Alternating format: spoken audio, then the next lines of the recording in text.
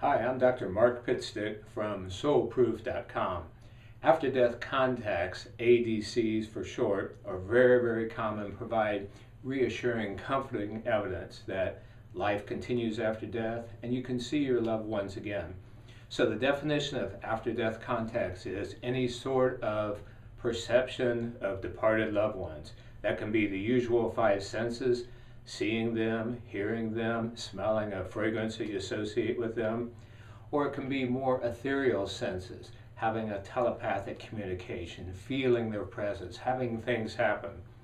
After-death contacts are very common. People didn't talk about them in the past, but surveys have shown that 20 to 40% of people on our planet have these experiences. Well, those numbers are huge.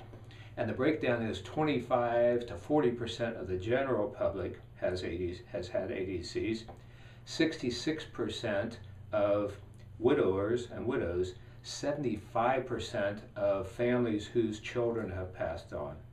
So very reassuring. I first came upon after-death contacts when I worked in hospitals many years ago.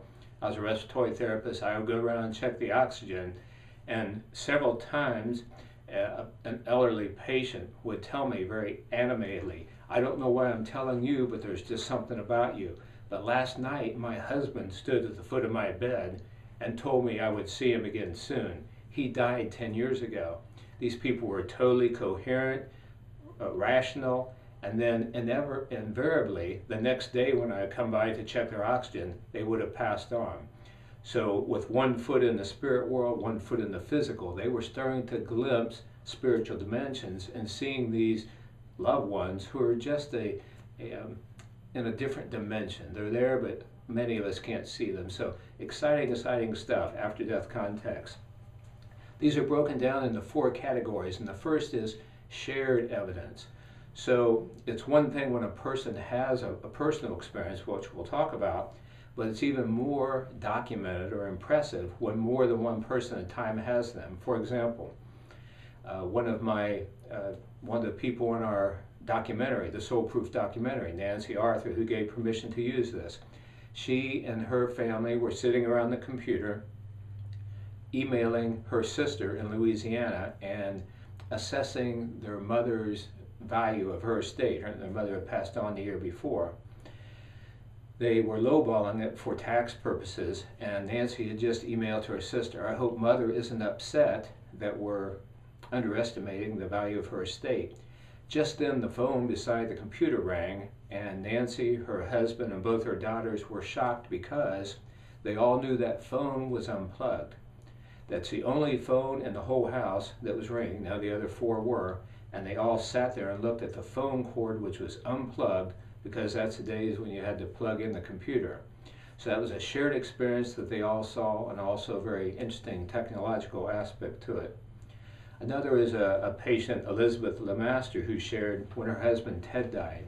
On his first year anniversary of his death, she and some of the family members went out and videotaped his gravesite.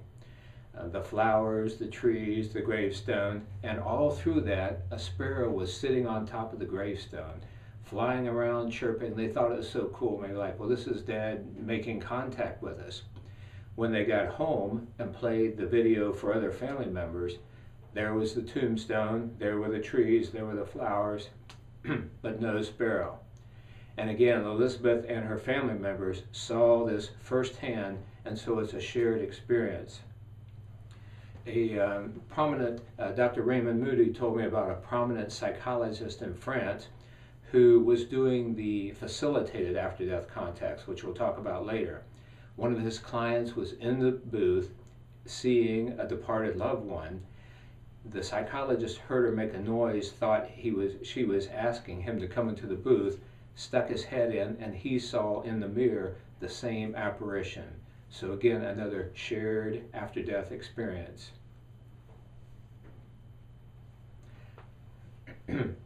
So I encourage you to take heart at this information, trust your own experiences, and share this information with others. Visit my website, soulproof.com, and sign up for our free email newsletters.